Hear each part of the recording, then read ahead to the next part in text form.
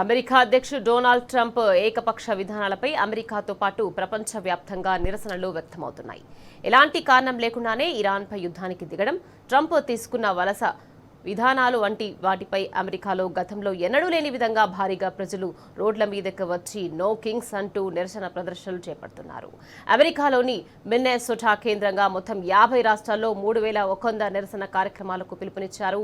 ఈ నిరసనలో సుమారు 90 లక్షల వరకు ప్రజలు పాల్గొంటారని, అమెరికా చరిత్రలోనే ఇది అతిపెద్ద నిరసన అవుతుందని విశ్లేషకులు అంచనా వేస్తున్నారు.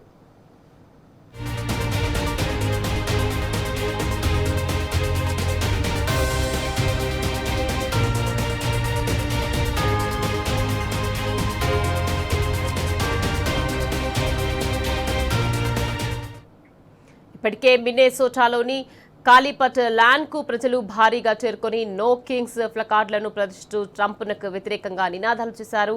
అధికార మార్పిడి స్వదేశం నుంచే మొదలవ్వాలని నినదించారు. అమెరికా సైనికులు అమ్మకానికి లేరన్నారు.